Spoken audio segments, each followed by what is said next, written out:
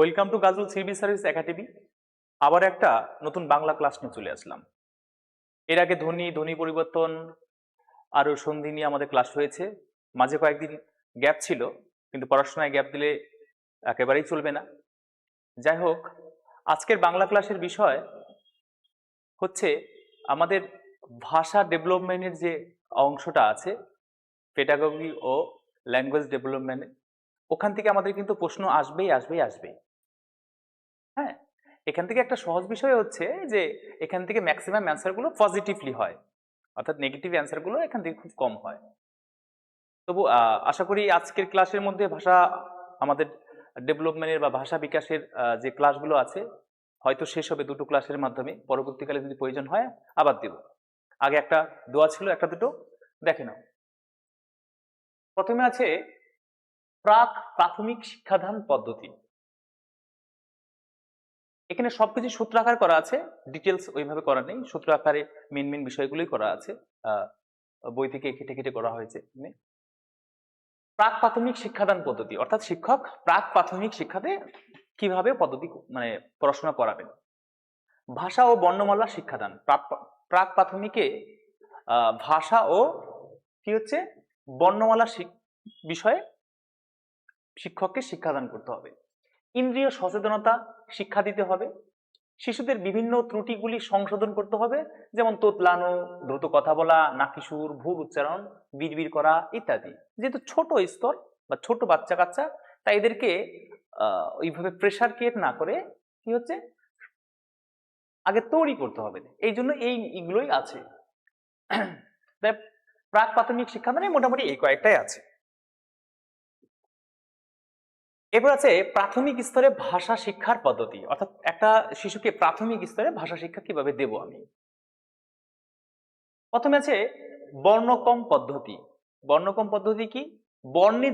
বর্ণের যে বিভিন্ন ক্রমগুলো হয়, অর্থাৎ শ্রেণী বিভাগগুলো আমরা প্রাথমিক শিক্ষায় আমরা দিতে পারি। কিন্তু প্রাক প্রাথমিক কিন্তু বর্ণক্রম শেখালে শিশু বুঝতে পারবে না, কারণ একদম প্রাথমিক স্তর। তাই ওখানে আলোচনাও একটু কম হলো, ওখান থেকে আমাদের প্রশ্ন আসার এখান থেকে একটু চান্স কম, কারণ আমাদের মেনলি আপার প্রাইমারি, প্রাথমিক থেকে আপার প্রাইমারি এই লেভেল থেকে বেশি প্রশ্ন আসবে। বর্ণক্রম অর্থাৎ বর্ণের শ্রেণী বিভাগগুলো আমরা প্রাথমিক স্তরে শিশুকে শিক্ষা দিতে হবে। শব্দক্রম পদ্ধতি, অর্থাৎ শব্দের বিভিন্ন পার্ট গুলো আছে, শ্রেণীগুলো, এই প্রাথমিক স্তরে শিশুকে শিক্ষা দিতে হবে। তাহলে বর্ণক্রম হলো অর্থাৎ বর্ণের বিভিন্ন ক্রম বা শ্রেণীগুলো। শব্দক্রম, বাক্যক্রম, প্রাথমিক স্তরে শিশুকে বাক্য সম্পর্কে কি হচ্ছে ধারণা দিতে হবে এবং বাক্যের ক্রম বা শ্রেণী বিভাগগুলো সম্পর্কে আলোচনা করতে হবে। এরপর আছে ধ্বনি সাম্য পদ্ধতি। ধ্বনি সাম্য পদ্ধতি অর্থাৎ ধ্বনি পরিবর্তন, একটা ধ্বনি আর একটা ধ্বনির পরিবর্তন হচ্ছে প্রাথমিক স্তর থেকে শিশুরা কিন্তু শিখবে।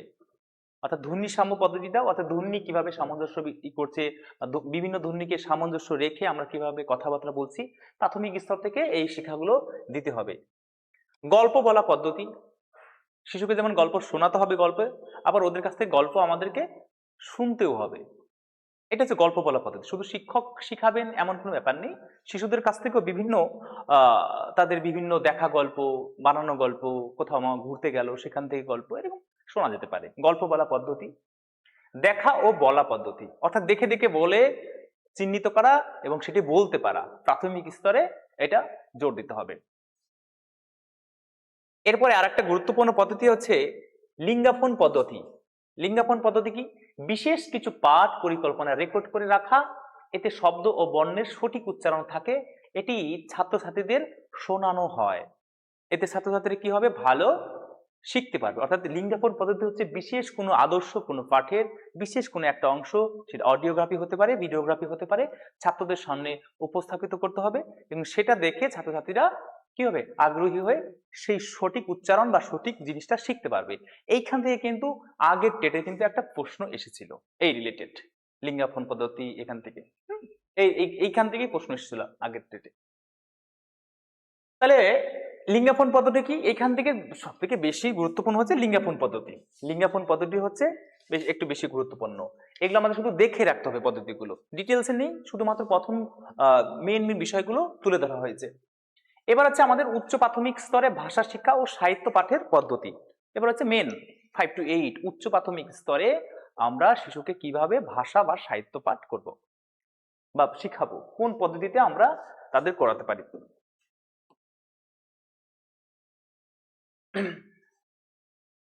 কি আছে প্রথমে, কবিতা, ছড়া, গল্প রচনা প্রভৃতির মধ্য দিয়ে তাদের প্রকাশ ক্ষমতাকে উৎসাহ দিতে হবে। যখন উচ্চ প্রাথমিক মানে শিশু প্রাক প্রাথমিক এবং প্রাথমিক স্তর পেরিয়ে হাই স্কুলে পড়তো, অর্থাৎ আমরা যেটা 5 to 12 যেটা হাই স্কুল বলছি আমরা, 12 মাধ্যমিক উচ্চ মাধ্যমিক স্কুল, তার শুরুটা 5 থেকে। তাহলে তাদের কি করতে হবে, কবিতা, ছড়া, গল্প রচনা প্রভৃতির মধ্য দিয়ে তাদের প্রকাশ ক্ষমতাকে উৎসাহ দিতে হবে। তাদের মধ্যে যে একটা সৃজনশীল একটা ক্ষমতা থাকতে পারে, সেগুলো বিষয়ে কি তাদেরকে উৎসাহ দিতে হবে, তোমরা লেখো, তোমরা বলো, ওদের দিয়েই করাতে হবে। প্রাথমিক স্তরে গল্প বলা অভ্যাস করাতে হবে, সেটা দেখে দেখে বা কোথাও ঘুরতে গিয়েছে।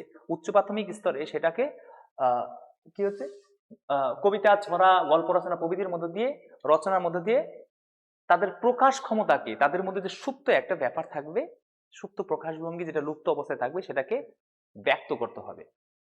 2 কি আছে, চিত্রাঙ্কনের মাধ্যমেও শিক্ষা দিতে হবে, অর্থাৎ ভালো চিত্রাঙ্কনের মাধ্যমেও প্রাক প্রাথমিক উচ্চ প্রাথমিক স্তরে শিক্ষা দেওয়া যেতে পারে। বাংলা ভাষা ও সাহিত্যের উৎসাহ বাড়ানোর জন্য গল্প, কবিতা লেখায় উৎসাহ দিতে হবে। বাংলা ভাষা ও সাহিত্যে উৎসাহ বাড়ানোর জন্য তাদেরকে উৎসাহ দান করতে হবে। যে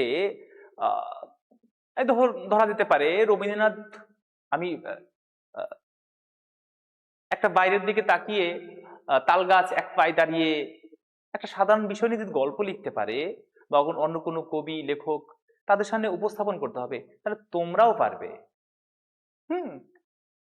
আবার অনেক শিশু আছে একটু অ্যাডভান্স, তাদের মধ্যে অটোমেটিক কি হয় যে তাদের মধ্যে অনুভূতি জন্মে যায়। এটা আমাদের ক্লাস 10-এ জ্ঞানচক্ষু বলে একটা গল্প আছে, তপন বলে একটা চরিত্র আছে, সে নিজে নিজে দেখেই যে আমার মেশো যদি পারে আমি কেন পারবো না। কিন্তু প্রাক প্রাথমিকে তো একটু ছোট, সব শিশু তার সেরকম হয় না। তা তাদেরকে ওই বিষয়ে অবগত করতে হবে যে এরা যদি পারে তুমিও চেষ্টা করো, তুমিও পারবে। হ্যাঁ, সাধারণ বিষয় থেকেই কবিতা, গল্প এগুলো লেখা যায়, সেই সময় তাদের উৎসাহ দিতে হবে। সহপাঠ্যক্রমিক কার্যাবলীর উপর গুরুত্ব দিতে হবে, যেমন নাচ, গান, কবিতা আবৃত্তি, নাটক, অভিনয় ইত্যাদি। অর্থাৎ পাঠের পাশাপাশি সহপাঠ্যক্রমিক কার্যাবলী, যেগুলো সরাসরি পাঠ নয় কিন্তু পাঠটাকে পরিপুষ্টি দান করতে সাহায্য করে, তার সামগ্রিক বৃদ্ধি ও বিকাশে সাহায্য করে। সেই এমন পাঠ্যক্রমিক কার্যাবলীগুলোকে তাদের উপর গুরুত্ব দিতে হবে, যেমন গান, কবিতা, গান করা, কবিতা আবৃত্তি, নাটক, অভিনয় ইত্যাদি। অর্থাৎ প্রাক প্রাথমিক স্তর থেকে এই বিষয়গুলো জোর দিতে হবে। নেক্সট কি আছে, সরব পাঠের পাশাপাশি নীরব পাঠের উপর জোর দিতে হবে, যাতে তারা দ্রুত পাঠে সক্ষম হয়। সরব পাঠ কি, যেটা হচ্ছে উচ্চারণ করে, স্পষ্ট উচ্চারণ করে জোরে জোরে পড়া, এটা সরব পাঠ। এবার এই উচ্চ প্রাথমিক স্তরে সরব পাঠের পাশাপাশি কি হচ্ছে, নীরব পাঠ। নীরব পাঠ কোনটা, ঘর শান্ত থাকবে একদম, সবাইকে বলা হবে শুধু কবিতা বা গল্পটাকে পড়ে পড়ে, শব্দ না করে পড়া। এতে কিন্তু স্পিডে পড়া যায় এবং অনেক কঠিন বিষয়ে সহজ করে বোঝা যায়। কিন্তু শব্দ করে পড়লে অনেক সময় কি হয়, পড়ছে কিন্তু কিছু ঢুকছে না। তো সব থেকে বেশি অনেকে বলছে কার্যকর হচ্ছে নীরব পাঠ। অনেকেই যারা একটু বয়স হয়, একটু বড় হয়, তারা কিন্তু সব থেকে বেশি অবলম্বন করে নীরব পাঠ। কেন, নীরব পাঠে হচ্ছে আমাদের মধ্যে সব থেকে বেশি ঢোকে বিষয়বস্তুগুলো। আমিও ব্যক্তিগতভাবে কোনো বিষয় যদি না বুঝি, ওটাকে পড়ি আবার ব্যাক করি, নীরব পাঠ, উচ্চারণ করে নয়, বিষয়টাকে বোঝার চেষ্টা করি। অর্থাৎ শব্দ না করে যে পাঠটা, সেটা সব থেকে বেশি কার্যকর এবং দ্রুত। এই উচ্চ প্রাথমিক থেকেই তাকে শিক্ষা দিতে হবে এই বিষয়ে। প্রাথমিক স্তরে শিক্ষা দিলে কিন্তু হবে না, ওকে প্রাথমিক স্তরে স্পষ্ট উচ্চারণ শেখাতে হবে, অর্থাৎ সরব পাঠে জোর দিতে হবে, নীরব পাঠে জোর দিলে হবে না। কিন্তু উচ্চ প্রাথমিক স্তর থেকে তার সরব পাঠের পাশাপাশি নীরব পাঠের উপরও জোর দিতে হবে। শিক্ষার্থীর একটি কালেকশন বুক, যাতে তারা নতুন শব্দ, অর্থ, অর্থাৎ শিক্ষার্থীর একটা কালেকশন বুক থাকবে, যাতে নতুন শব্দ অর্থ লিখে রাখতে পারে, অর্থাৎ নতুন নতুন শব্দ তারা তো প্রাথমিক পর্যন্ত জানা শব্দ জেনে এসছে, এবার উচ্চ প্রাথমিক সময় থেকে কি হবে, তারা নতুন নতুন অনেক শব্দের সঙ্গে পরিচিত হবে। যে সমস্ত নতুন নতুন শব্দের সঙ্গে তারা পরিচিত হবে, তাদেরকে একটা নোট বইয়ের মধ্যে বা নোট খাতার মধ্যে সেগুলো লিখে রাখতে বলতে হবে, তাতে তারা সহজে সেখান থেকে খুঁজে বের করতে পারে এবং সহজে তারা পায়, এবং তাদের শব্দ ভান্ডার বৃদ্ধি পাবে। তাহলে তাদের শব্দ ভান্ডার বৃদ্ধি পেলে ভাষা ক্ষমতাও বৃদ্ধি পাবে, ডেভেলপমেন্ট হবে। ব্যাকরণ ও বানান শিক্ষার ক্ষেত্রে মনোবৈজ্ঞানিক পদ্ধতি অবলম্বন করতে হবে। ব্যাকরণ ও বানান মনোবিজ্ঞানী, শুধু জোর দিয়ে এরকম করলে হবে না, পরে না হলে তোকে কালকে দেখবো এটা সেটা খবর আছে না মেরে দিলাম, এরকম ব্যাপার নয়। একটু মনোবিজ্ঞানী, তারা কি চাইছে তাদের মতো করে অনেকটা। হ্যাঁ, ব্যাকরণ তো অবরোহ পদ্ধতিতে তার ব্যাকরণ পড়ানো যায়, আরোহ পদ্ধতিতে আগে উদাহরণ দিয়ে বোঝাতে হবে। ব্যাকরণ পাঠের দুটো পদ্ধতিতে পড়ানো হয় যদিও, তবে আরোহী পদ্ধতিটাকেই বেশি গুরুত্ব দেওয়া হয় ব্যাকরণ পাঠের ক্ষেত্রে, যে আগে আরোহী মানে উদাহরণ করানো হবে, তারপরে উদাহরণ করতে করতে সূত্রতে আসতে হবে, বিশেষ কোন একটা কিছুতে আসতে হবে। প্রয়োজনে শিক্ষা সহায়ক উপকরণ ব্যবহার করতে পারে। এটা আমরা যারা বিএড টিএড করেছি বা ডিএলএড করেছি তারা জানি যে শিক্ষা সহায়ক উপকরণ বা টিএলএম বা এটা মানে চক ডাস্টার এটা সেটা পয়েন্টার স্টিক এগুলো চার্ট প্রয়োজনে শিক্ষা সহায়ক উপকরণ ব্যবহার করা যেতে পারে। ব্যাকরণ ও বানান শিক্ষার ক্ষেত্রে মনোবৈজ্ঞানিক পদ্ধতি অবলম্বন করতে হবে, প্রয়োজনে শিক্ষা সহায়ক বিভিন্ন উপকরণগুলি ব্যবহার করা যেতে পারে। বিরাম চিহ্ন ব্যবহার শেখাতে হবে। একটা ক্লাস মানে 1-2 এর বাচ্চাদের বিরাম চিহ্ন সম্বন্ধে ওদের আগে লিখা এটা সেটা উচ্চারণ করা শেখাতে হবে, ওরা আগে বিরাম চিহ্ন শিখতে পাবে না। তবে উচ্চ প্রাথমিক স্তর থেকে বিরাম চিহ্ন শেখাতে হবে তাদেরকে। বিরাম চিহ্ন সম্বন্ধে একটা সম্যক ধারণা না থাকলে তারা কিন্তু পারবে না। কেমন মানে কমা কখন বসবে, দাড়ি কখন বসবে, উদ্ধকমা কখন বসে, সেমি কমা কখন বসে, উদ্ধৃতি চিহ্ন কখন বসে, তাদেরকে শিক্ষা দিতে হবে উচ্চ প্রাথমিক স্তর থেকেই। হ্যাঁ, এরপর কি আছে, যে সমস্ত বানান তারা ভুল করে সেগুলোর আলাদা তালিকা তৈরি করতে হবে। অর্থাৎ উচ্চ প্রাথমিক স্তর থেকে যে সমস্ত বানান শিশুরা বেশি ভুল করে সেই সমস্ত বানানের একটা সম্ভাব্য তালিকা শিক্ষক মশাই তৈরি করবেন এবং তাদের সামনে উপস্থাপন করবেন। এতে তাদের কি হয়, টোটাল সমস্যাগুলো তারা একবারে পেয়ে যাবে। যে এগুলোতে বেশি সমস্যা হয়, সমস্যাগুলো আলাদা করে দিলাম, ব্যাস ওগুলোই তাদের বেশি বেশি করে দেখাতে হবে।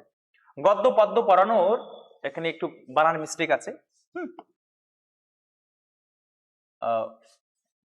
হয়ে গেছে। পড়ানোর পাশাপাশি সেগুলোর সাহিত্যরস যাতে তারা বুঝতে পারে সেদিকে নজর দিতে হবে। অর্থাৎ গদ্য আমি পদ্য পড়ালাম, মুখস্থ করালাম, সেরকম কোনো ব্যাপার নেই।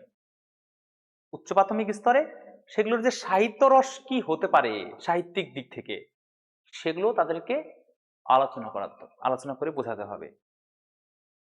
সাহিত্যের নানান রকম দিক হয়, রস, সেগুলো। এরপর কি আছে, ব্যাকরণ শিক্ষার ক্ষেত্রে আরোহী পদ্ধতির ব্যবহার করতে হবে। একটু আগেই বললাম যেটা, ব্যাকরণ শিক্ষার ক্ষেত্রে আরোহী পদ্ধতি হচ্ছে সব থেকে বেশি কার্যকরী পদ্ধতি। আগে আমি সূত্র বলে দিলাম, তারপরে উদাহরণ বুঝবে না, আগে উদাহরণ আলোচনা করতে হবে, তারপরে তাদেরকে উপস্থাপন করতে।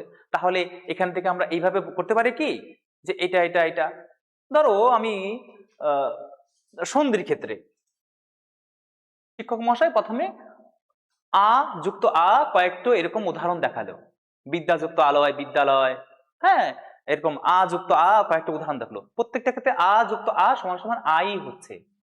তারপরে শিক্ষক মহাশয় ছাত্রদের সঙ্গে উপস্থাপন করতে পারে। তাহলে আমরা কি পাচ্ছি, প্রত্যেক ক্ষেত্রেই আ যুক্ত আ যেখানে থাকছে সেখানে আ হয়ে যাচ্ছে।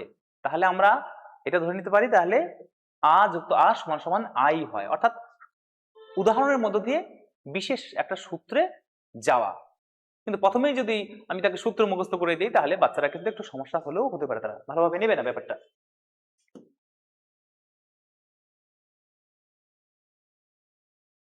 ব্যাকরণ শিক্ষার ক্ষেত্রে আরোহী পদ্ধতি ব্যবহার করতে হবে।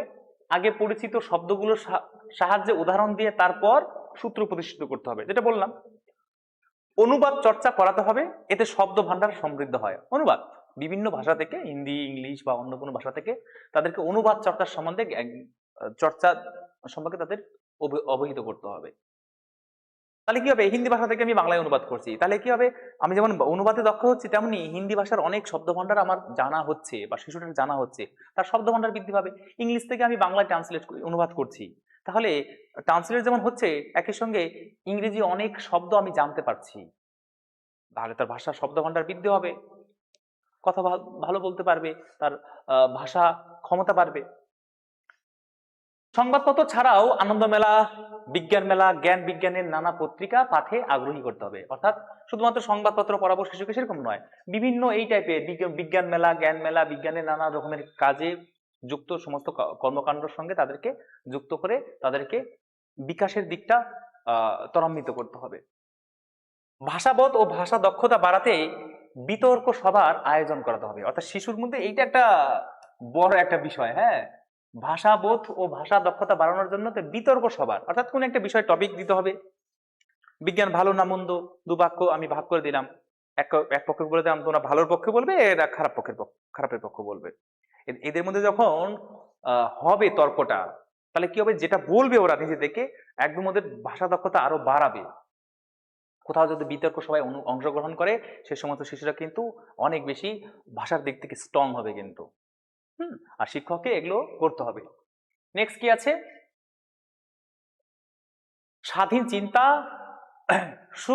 আত্মপ্রকাশের মধ্য দিয়ে সৃজনশীল সাহিত্যকর্মে ছাত্রছাত্রীদের অনুপ্রাণিত করতে হবে। অর্থাৎ নতুন, অর্থাৎ কারো দেখে নয়, কারো টুকি নয়, সৃজনশীল নতুন একদম মৌলিক সাহিত্য রচনায় তাদেরকে অনুপ্রাণিত করতে হবে। তাহলে শিশুর ভাষা এবং দক্ষতা, তার শব্দভাণ্ডার কিন্তু সামগ্রিকভাবে বৃদ্ধি পাবে, স্বাভাবিকভাবে ভাষা ডেভেলপমেন্ট হবে, তার ভাষার স্কিলগুলো বৃদ্ধি পাবে। এটা হচ্ছে আমরা তাহলে এই পর্যন্ত কটা পড়লাম। প্রথমে আছে প্রাক প্রাথমিকের ক্ষেত্রে শিশুকে কিভাবে শিক্ষা দিব, প্রাথমিক, তারপর হচ্ছে উচ্চ প্রাথমিক। এরপর আছে সরব পাঠের উপযোগিতা। এই যে একটু আগে বললাম নীরব পাঠ, সরব পাঠ। পাঠ দুই প্রকার সাধারণত, সরব পাঠ এবং নীরব পাঠ। সরব পাঠ কোনটা, যেটা বলে বলে হয়, জোরে জোরে স্পষ্ট উচ্চারণ করে। প্রাথমিক স্তরে এটা বেশি জোর দিতে হবে। হ্যাঁ, অন্য স্তরে দেবো না সেটা নয়, অনেক বাচ্চাদের থাকে যে বেশি ক্লাসে যেও সমস্যা হয়, তাদের হয়তো আলাদা করে দেখাতে হবে। এবার সরব পাঠের উপযোগিতা, শব্দ ও বর্ণের সঠিক উচ্চারণ করতে সাহায্য করে। তাহলে শব্দ ও বর্ণের সঠিক উচ্চারণ করতে কিন্তু সরব পাঠের জুড়ি মেলা একদম ভার। ছোটবেলায় থেকে এটা আমাদের এই জন্য ছোটবেলায় জোরে জোরে পড়তে বলে, কিন্তু ওই বাচ্চাটাই যখন বড় হয়ে মাধ্যমিক, উচ্চ মাধ্যমিক দেবে, সে কিন্তু আরো জোরে জোরে পড়বে না, সে কিন্তু মনে মনে পড়বে। শিশুরা আনন্দ পায়, তাদের প্রাণ বন্ধ করে তোলে। তাহলে সরব পাঠে কি হয়, শিশুরা আনন্দ পায়, তাদের প্রাণ বন্ধ করে তোলে জোরে জোরে পড়লে। তাহলে জোরে জোরে পড়লে এটি শিশু ও প্রকৃতির সঙ্গে যথেষ্ট সামঞ্জস্যপূর্ণ। কোনটি, সরব পাঠ। শিশু ও প্রকৃতির সঙ্গে যথেষ্ট সামঞ্জস্যপূর্ণ। প্রকৃতির বিভিন্ন কিছু শব্দ করে বা পশু পাখিদের কিছু শব্দ করে তারা ভাব বিনিময় করে, শিশু শব্দ করলে তারা একটু আনন্দ পাবে, যেহেতু ছোট। ধ্বনিতত্ত্ব বোঝার পক্ষে সহায়ক। শব্দ বা সরব পাঠে যদি স্পষ্ট উচ্চারণ করে পড়া যায়, তাদের ধ্বনিতত্ত্ব, ধ্বনির উচ্চারণ, এই সমস্ত বিষয়গুলো তাদের অধিগত হয়ে যাবে। সুস্পষ্ট উচ্চারণের মাধ্যমে পাঠের ত্রুটি সংশোধন সম্ভব। তাহলে পাঠের ত্রুটি সংশোধনের ক্ষেত্রে কিন্তু সরব পাঠের তুলনামূলক একদম জুড়ি মেলা ভার। বাচনভঙ্গি, কথন শৈলী বৃদ্ধিতে সহায়ক করে। ছন্দ ও জ্যোতিচিহ্নগুলির যথাযথ ব্যবহার দক্ষ হয়। সরব পাঠ না হলে কিন্তু হবে না। তাহলে প্রাথমিক স্তরে আগে সরব পাঠই শেখাতে হবে। স্পষ্ট ও শুদ্ধ উচ্চারণের মাধ্যমে ভাষাকে দ্রুত অবক্ষয়ের হাত থেকে রক্ষা করা যায়। শিশুকে যদি জোরে জোরে সরব পাঠ করানো হয়, সেই ভাষাটাকে রক্ষা করা যায় অবক্ষয়ের। এই যে অনেক ক্ষেত্রে আমাদের এখন যদিও হয়ে যাচ্ছে, আমরা বিভিন্ন সম্প্রদায়ের বিভিন্ন ভাষাভাষীর লোক পাশাপাশি বাস করছি, এতে কি হচ্ছে, আমাদের বিভিন্ন ভাষা থেকে আমাদের ভাষার মধ্যে ঢুকেই যাচ্ছে, আমাদের ইচ্ছাকৃতভাবে হোক আর অনিচ্ছাকৃতভাবে হোক। আমাদের পরবর্তী প্রজন্ম বা নেক্সট জেনারেশন আরো বেশি বেশি করে ঢোকাবে বিভিন্ন শব্দ, বিশেষ করে ইংরেজি ঢুকবেই, কিন্তু ঢুকবেই। আরবি ভাষী তেমন না ঢুকলে ইংরেজি কিন্তু বহুত পরিমাণে ঢুকছে আমাদের বাংলা ভাষাতে। উচ্চারণের আঞ্চলিকতা দূর হয়। সরব পাঠ করলে উচ্চারণের আঞ্চলিকতা, আমরা প্রত্যেকেই বিভিন্ন অঞ্চল থেকে আসি, বিভিন্ন গ্রাম, প্রত্যন্ত গ্রাম অঞ্চলে থাকি, সেখানকার আঞ্চলিক ভাষা আলাদা। প্রত্যেকেরই আলাদা, আমার হয়তো আলাদা আছে। হ্যাঁ, রামশ্যাম যদু মধু প্রত্যেকেরই আলাদা আলাদা অঞ্চল থেকে আসে, তাদের আঞ্চলিক ভাষা আলাদা। হুম। আমাদের মালদাতে বিভিন্ন জায়গায় বিভিন্ন রকম ভাষা দেখা যায়। আমার মনে হয় প্রায় আমাদের যে 5টি উপভাষা আছে, প্রায় প্রত্যেকটি এখানে প্রায় লক্ষ্য করা যায়। কারণ আমাদের বাংলাদেশ লাগোয়া অঞ্চলে বঙ্গালী উপভাষা, হ্যাঁ, দিনাজপুরে আলাদা উপভাষা, আমাদের এইখানের মধ্যে রাজবংশীদের মধ্যে আলাদা উপভাষা, মিক্স একদম। এখন হয়তো শ্রেণী বিভাগ ঠিকঠাক করলে মানে মিক্স ভাবে থাকছে, অনেক রকম ভাষা হয়ে যাচ্ছে। উচ্চারণের আঞ্চলিকতা দূর হয়, শিশু মনোযোগ ও দক্ষতার সাথে পাঠে আগ্রহী হয়। তাহলে হচ্ছে শিশু মনোযোগ ও দক্ষতার সঙ্গে পাঠে আগ্রহী হয়। এবার হচ্ছে নীরব পাঠের উপযোগিতা। নীরব পাঠ শিশু কেন পড়বে? নীরব পাঠ মননশীল ও চিন্তাশীল অধ্যয়নে উপযোগী। অর্থাৎ মননশীল এবং চিন্তাশীল পাঠ্যের ক্ষেত্রে নীরব পাঠের তুলনামূলক একদম ভার, মানে ওর সমতুল্য কেউ নেই। জোরে জোরে মানে আমি একটু বড় হয়েছে, বয়স হয়েছে, আমরা নিশ্চয়ই জোরে জোরে পড়ি না ওইভাবে, একটু গুনগুন হয় হয়তোবা। তার নীরব পাঠ হচ্ছে কোনো বিষয়কে আমি রসটা নিংড়ে নিব, তাহলে কি নীরব পাঠের সব থেকে বেশি উপকারী। সরব পাঠের দক্ষতা আসলে নীরব পাঠে শিক্ষা দিতে হবে। অর্থাৎ সরব পাঠের দক্ষতা আসলে নীরব পাঠে, দুবার ট্যাপ হয়ে গেছে, শিক্ষা দিতে হবে। নীরব পাঠের মাধ্যমে আগে সরব পাঠে তাকে অভ্যস্ত করতে হবে, তার জ্যোতি চিহ্নগুলো সম্বন্ধে তার আইডিয়া করতে হবে, যখন তারপরে শেষের দিকে তাকে নীরব পাঠেও অভ্যস্ত করতে হবে। কারণ সাহিত্য রস বা নিগুড় অর্থ বের করতে হলে নীরব পাঠে তুলনা কিন্তু হয় না। অল্প সময়ে অনেক বেশি শব্দ পড়া যায়। নীরব পাঠে কি হয়? অল্প সময়ে দ্রুত পড়া যায়, কম সময়ে কোনো ধারণাকে অধিগত করা যায়। চুপচাপ, কোনো আওয়াজ নেই, গোটা ক্লাস চুপচাপ, তাহলে কি হবে?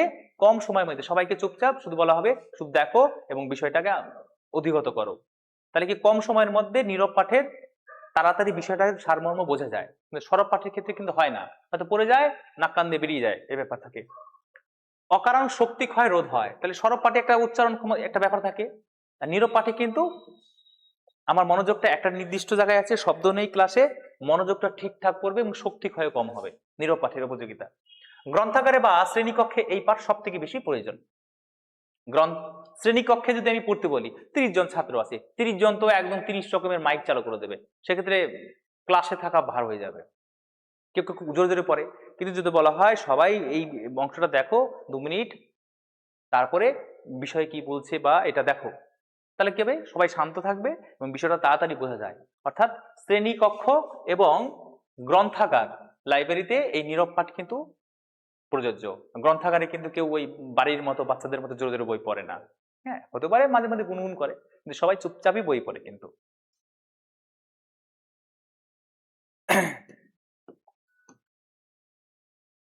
এরপর হচ্ছে আদর্শ পাঠের বৈশিষ্ট্য। শ্রেণীকক্ষে শিক্ষক পাঠ দেবে, আদর্শ পাঠের কি কি বৈশিষ্ট্য থাকতে পারে তার একটা সূত্রাকার কিছু তুলে ধরা হয়েছে। নির্ভুলতা এর প্রধান বৈশিষ্ট্য, অর্থাৎ আদর্শ পাঠের অর্থাৎ ভুল হলে চলবে না, নির্ভুলতা হতে হবে। তারপরে ভুল হবে না সেটা নয়, তবে যত কম হয় সেটাই ভালো। আদর্শ পাঠের একটা অন্যতম বৈশিষ্ট্য হচ্ছে নির্ভুলতা। নির্ভুলতা হতে গেলে কি করতে হবে? শিক্ষককে আগে থেকে সেই বিষয়টা আয়ত্ত করতে হবে, অধিগত করতে হবে, অনুশীলন করতে হবে, তারপরে উপস্থাপন করতে হবে ক্লাসে। তাহলে নির্ভুলতা, পাঠের গতি বজায় রাখা, পাঠের একটা ধারাবাহিকতা গতি বজায় রাখতে হবে। আমি গল্প গল্প করতে করতে চলে গেলাম দিল্লি, ক্লাসেই ফিরতে পারলাম না, মুশকিল হয়ে যাবে তখন। অর্থাৎ একটা গতি বজায় রাখতে হবে। কোনো কিছু পাঠ করে ভালোভাবে উপলব্ধি করা আদর্শ পাঠের অন্যতম বৈশিষ্ট্য। কোনো কিছু পাঠ করে তার বিষয়টাকে উপলব্ধি করা হচ্ছে আদর্শ পাঠের একটা অন্যতম বৈশিষ্ট্য। শিশুর বহিঃপ্রকাশ বা অভিব্যক্তি ঘটবে, অর্থাৎ আদর্শ পাঠের ক্ষেত্রে শিশুর বহিঃপ্রকাশ বা অভিব্যক্তি ঘটে। এরপরে কি আছে? কবিতা পড়ানোর বিভিন্ন পদ্ধতি। এই যে কবিতাগুলো পড়ছি আমরা, কবিতা পড়ানোর বিভিন্ন পদ্ধতি আছে। হ্যাঁ, যারা ভাষা বিজ্ঞানী আছে তারা ভেবেচিন্তেই এই নীতিগুলো নির্বাচন করেছেন। গীত ও অভিনয় প্রণালী, কবিতা তারাই তাদের মুখেই সব থেকে ভালো লাগে। কাদের মুখে? যারা অভিনয় এবং গীত বা গানের ভঙ্গিতে করতে পারে। হ্যাঁ, সবাই কিন্তু কবিতা আবৃত্তি করতে পারে না। হ্যাঁ, কবিতা পারে, ও মুখস্থ করে, ঠিক আছে, জানে, কিন্তু আবৃত্তি বিষয়টা কিন্তু আলাদা। কবিতা তাদেরই শুনতে ভালো লাগে, গীত ও অভিনয় প্রণালী লাগবে। অর্থবোধ পদ্ধতি, এক্ষেত্রে কবিতার অর্থ ভালো কি ভালো বুঝিয়ে দিতে হবে। ব্যাখ্যা বিধি পদ্ধতি, কবিতা পড়ানোর সময় কবিতার একটা দুটো লাইন পড়ানোর সঙ্গে সঙ্গে ব্যাখ্যা দিতে হবে। ব্যাখ্যা না দিলে কিন্তু অনেক অনেক কবিতা থাকে সব তো আর আতা গাছে তোতা পাখি নয়, এমন এমন কবিতা আছে যে পড়লাম কিন্তু কিছুই বুঝলাম না, এরকম হয়। পড়লাম কিন্তু কিছুই বুঝলাম না, এরকম ব্যাপার থাকে কখনো কখনো। তার মানে ওটার ব্যাখ্যাটা প্রয়োজন, ব্যাখ্যাটা না হলে কিন্তু শিশু কিছুই বুঝবে না। হুম, শিক্ষকদের ক্ষেত্রেও মাঝে মাঝে সমস্যা হয়, তাহলে তাকে আগে থেকে প্রিপেয়ার হয়ে আসতে হবে এবং তার ব্যাখ্যা সঠিক ব্যাখ্যা দিতে হবে। তুলনা পদ্ধতি, এক্ষেত্রে শিক্ষক অন্য একটি কবিতার অংশ তুলে ধরে তার সঙ্গে তুলনা করে পাঠ করাবেন, অর্থাৎ একই টাইপের কবিতা অন্য কোথাও আছে কিনা শিশুকে সেটা কি করতে হবে, তার স্মৃতিতে জাগিয়ে তুলে এইরকমই কবিতা তোমাদের পাঠ্যও আছে, সেক্ষেত্রে করা যেতে পারে। সেক্ষেত্রে পুরনো সেই তুলনা করতে হবে, যেটা আমরা লেসন প্ল্যানে পূর্ব পাঠের সঙ্গে বা এরকম টাইপের কোনো কবিতা পড়েছে কিনা পরিচয় ঘটানো আমরা পড়েছি। ব্যাস পদ্ধতি, ব্যাস পদ্ধতি কিছু নয়, ব্যাখ্যা প্রণালীর বিস্তৃত রূপ হচ্ছে ব্যাস পদ্ধতি, অর্থাৎ আর বিস্তারিত ভাবে আলোচনা করা হচ্ছে ব্যাস পদ্ধতি। হ্যাঁ, ব্যাস মানে বড় বা দীর্ঘ যদি বলি, তাহলে কবিতা বিস্তারিত ভাবেও আলোচনা করতে হবে। সেক্ষেত্রে শিক্ষক শব্দের অভিধা, লক্ষণা, ব্যঞ্জনা, কল্পনা, সৌন্দর্য ইত্যাদি ভালোভাবে বুঝিয়ে দিবেন। অর্থাৎ কবিতার ক্ষেত্রে কি হয়, অভিধা, লক্ষণা, ব্যঞ্জনা, কল্পনা এগুলো থাকে, কিন্তু কবিতার ক্ষেত্রে এগুলো বেশি থাকে, গল্পের মধ্যে একটু কম থাকে। অভিধা কি, যেটা হচ্ছে আবিধানিক অর্থ। হ্যাঁ, অভিধা হচ্ছে আবিধানিক অর্থ, যেমন ছেলেটির মাথা বড়, তাহলে এই মাথা মানে কি মাথা, কিন্তু ছেলেটির অঙ্কে মাথা ভালো, এই মাথা বলতে ঠিক মাথাকে বোঝাচ্ছে না, মাথাকে পাশাপাশি অন্য একটা অর্থ একটা প্রকাশ পাচ্ছে। আবার লোকটি গ্রামের মাথা, এই মাথা মানে কি মাথা মরুল অর্থে ব্যবহার করা হয়েছে। আবার যদি আমরা কোথায় অরণ্যে রোদন, অরণ্যে রোদন সাধারণ অর্থ কি, যে বনে কান্না করা না, কিন্তু এর অর্থ কি, সঠিক অর্থ নিষ্ফল ক্ষেত, নিষ্ফল ক্ষেত হচ্ছে অরণ্যে রোদন। এগুলো অভিধা, অর্থাৎ বলবে এক বোঝাবে আরেক, এগুলো বিষয়ে সঠিক ধারণা শিশুদেরকে দিতে হবে। শিক্ষক মশাই নিজে বুঝে তারপরে শিক্ষকদেরকে দিবেন, সরি ছাত্রদেরকে বোঝাবেন। বিশ্লেষণ পদ্ধতি যেটা বললাম, ব্যাস পদ্ধতি একই, প্রায় কাছাকাছি। সংশ্লেষ, এক্ষেত্রে কবিতার সংশ্লিষ্ট কয়েকটি সমস্যামূলক প্রশ্নের মধ্য দিয়ে মূল কবিতার ভাব উপলব্ধি করতে হবে। সাধনা পদ্ধতি, রস উপলব্ধি করতে হবে, অর্থাৎ সামগ্রিকভাবে শেষে শিক্ষক পড়ানোর পরে টোটাল কবিতাটাকে একটা সামগ্রিকভাবে ছোট করে সেই মূল রসটাকে ছাত্রদের সামনে উপস্থাপন করবেন। তাহলে এই হচ্ছে কবিতা পাঠের মোটামুটি কয়েকটি রীতি।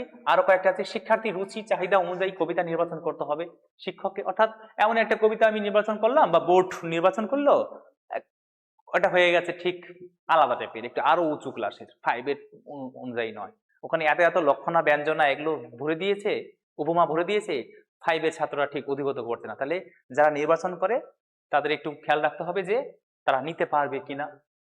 শিক্ষকদের সরব পাঠ করতে হবে, অর্থাৎ শিক্ষককেও একটু সরব পাঠে স্পষ্ট উচ্চারণ থাকতে হবে।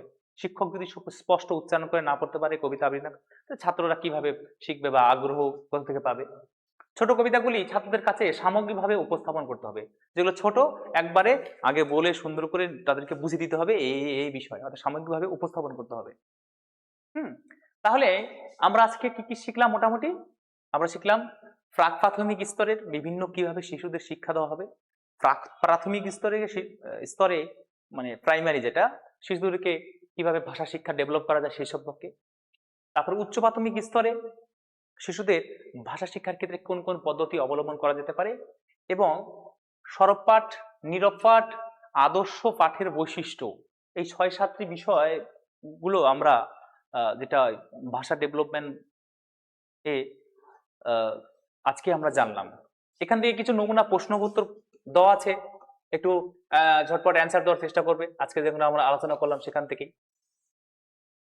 1 নম্বর প্রশ্ন কি আছে, প্রাক প্রাথমিক শিক্ষায় শিক্ষককে যেটি করবেন, শিক্ষককে যেটি করবেন, শিক্ষায় শিক্ষক যেটি করবেন, যাই হোক মানে ইন্দ্রিয় সচেতনতার সাথে ভাষা ও বর্ণনা শিক্ষা দিবেন, তাদের শুধু খেলাবেন, শুধু পড়াবেন, শুধু লেখা অভ্যাস করাবেন।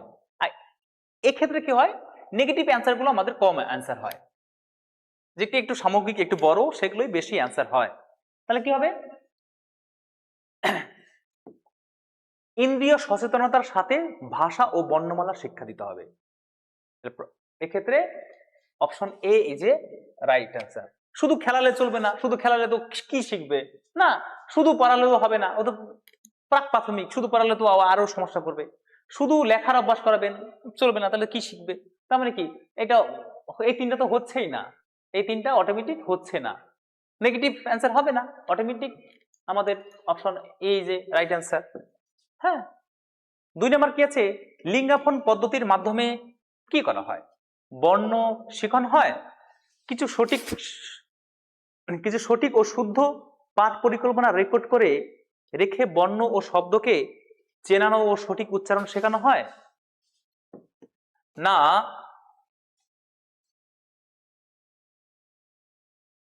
শিশুদের ফোনের মাধ্যমে শিক্ষাদান করা হয়, না কোনোটি নয়? না কোনোটি নয়। কি আছে তাহলে? দেখো, লিঙ্গাপন পদ্ধতি। লিঙ্গাপন পদ্ধতিতে আমরা কি বললাম? বিশেষ কোনো একটা আদর্শ পাঠের বা শব্দ উচ্চারণ, সে অডিও হতে পারে, ভিডিও হতে পারে, রেকর্ড করে শিশুদের সামনে উপস্থাপন করা, সেটা থেকে শিশুরা শিখবে। তাহলে কোনটা হবে? শিশুদের ফোনের মাধ্যমে শিক্ষাদান, এটা তো একদমই হবে না, ফোন তো বাচ্চাদের কাছে এখন দেওয়াই উচিত নয়। বর্ণ শিখন, না, এটা শুধু বর্ণ কেন শিখবে, রেকর্ডের ব্যাপার থাকবে, কোনোটি নয় তো হচ্ছেই না, এইটা হবে। তাহলে এটাও হয়, এগুলো তিনটা হচ্ছে না, option B is a right answer. এরপর কি আছে? শিশুদের বর্ণের শ্রেণী শিক্ষার আদর্শ স্তর কোনটি? শিশুদের বর্ণের শ্রেণী শিক্ষার আদর্শ স্তর, এখানে একটু বানানটা মিস্টেক আছে,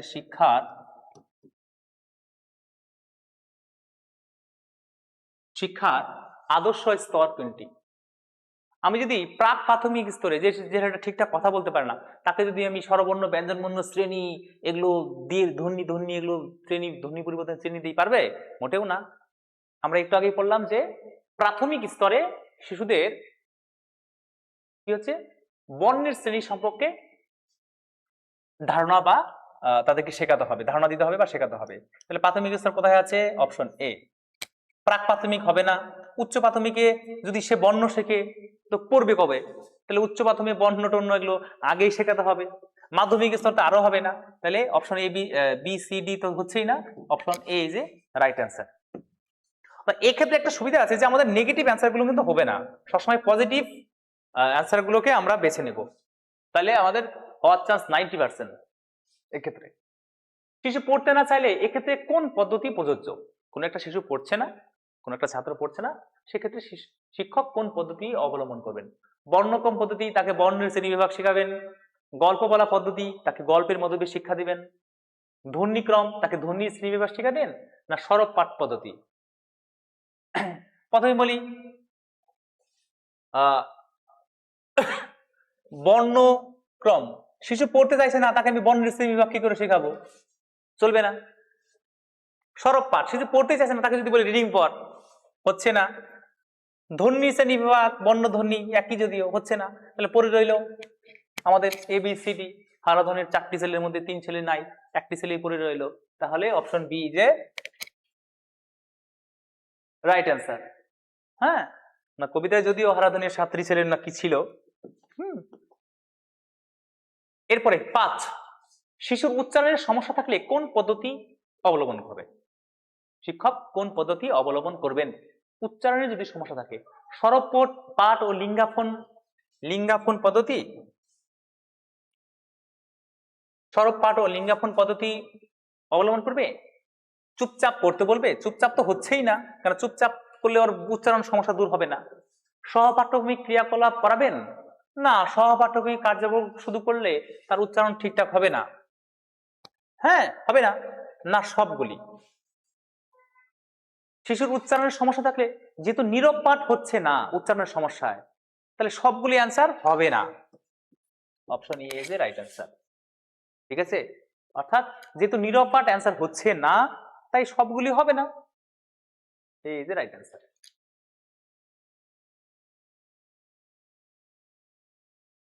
এবার 6 নাম্বার কি আছে?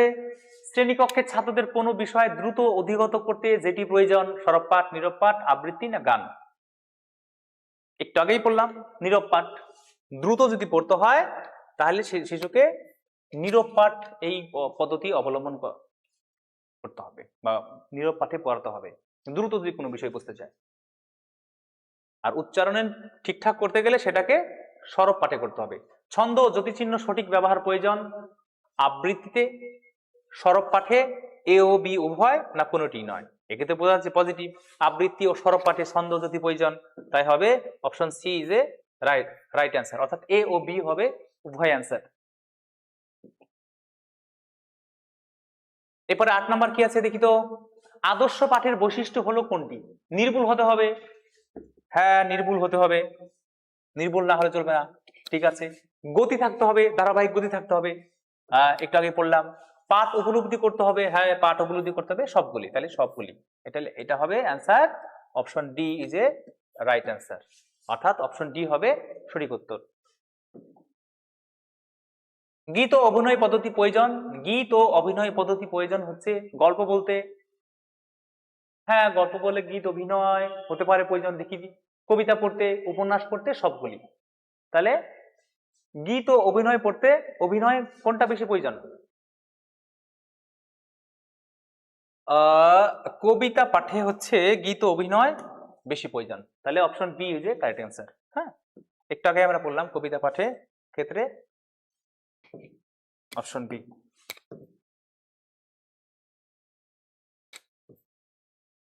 দশ নম্বর কি আছে লাস্ট, ভাষা শিক্ষার ক্ষেত্রে খেয়াল রাখতে হবে কি? শিশুর চাহিদা, শিশুর রুচি, এ ও বি উভয় ভুল, এ ও বি উভয় ঠিক? প্রশ্নই নেই এখানে। হ্যাঁ, option D is a right answer. শিশুর চাহিদা এবং রুচিকে আমাদের খেয়াল রাখতে হবে, কেমন? তো আজকে আমরা ল্যাঙ্গুয়েজ এবং ভাষা ডেভেলপমেন্ট যেটা প্যাডাগোগির একটা ক্লাস দিলাম। তোমরা জানাবে কেমন হলো, কেমন লাগলো। আর আগে যেগুলো দিয়েছি আমাদের অবশ্যই অভ্যাস রাখতে হবে, না হলে আমরা পিছিয়ে পড়বো। হ্যাঁ, কি হচ্ছে না হচ্ছে সেদিকে আমার মনে হয় কান না দেওয়াই উচিত। নিজের কাজটা নিজে করে গেলে আমরা হয়তো আমাদের পথটা সুগম হবে। যাই হোক, আজকের ক্লাসটা এরকমই। সবাই ভালো থাকবে, সবার সুস্থতা এবং মঙ্গল কামনা করে আজকের ক্লাস এই পর্যন্তই।